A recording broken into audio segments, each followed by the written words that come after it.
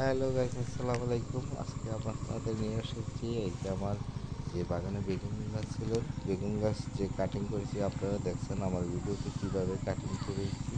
Cutting করার পরে আবার নতুন করে গাছ জন্ম নিয়েছে। তো আসলে এই কাটিংটা করার মেন উদ্দেশ্য হচ্ছে আমি আবার নতুনভাবে গাছ না লাগিয়ে পুরানো গাছ থেকেই নতুন চারা উৎপাদন।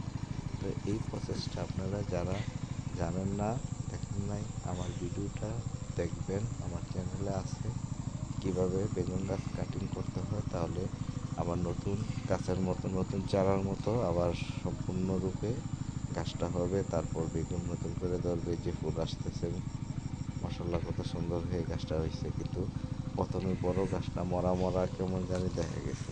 এখন মাশাআল্লাহ কত সুন্দর, ভালো সবুজ, কত সুন্দর সর্বশ্রেষ্ঠ গাছ হয়ে গেছে। তো আসলে এই নিয়মটা আপনারা সবাই পালন করবেন। বেগুন গাছ কখনো বড় হয়ে গেলে উপড়ে ফেলে দিবেন না। বেগুন গাছ এইভাবে কাটিং করে দিবেন, নতুন করে আবার বৃদ্ধি পাইবে, আবার ধরবে। তো বারবার এরকম করবেন, বারবার এইভাবে ধরতে থাকবে। তো এই প্রসেসটা আপনারা চালু করবেন। যারা আমার চ্যানেলটা ইউটিউব থেকে দেখতেছেন অবশ্যই সাবস্ক্রাইব করবেন আর বেল আইকনে ক্লিক করবেন, তাহলে এইসব প্রয়োজনীয় ভিডিও আপনাদের সামনে সবার আগে চলে যাবে। আর যারা ফেসবুক থেকে দেখতেছেন অবশ্যই লাইক শেয়ার করবেন, তাহলে আর যারা করছেন তাদেরকে অসংখ্য ধন্যবাদ।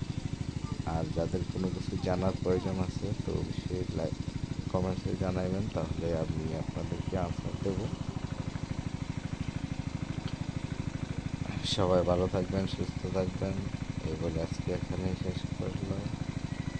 তো ওকে, আল্লাহ হাফেজ।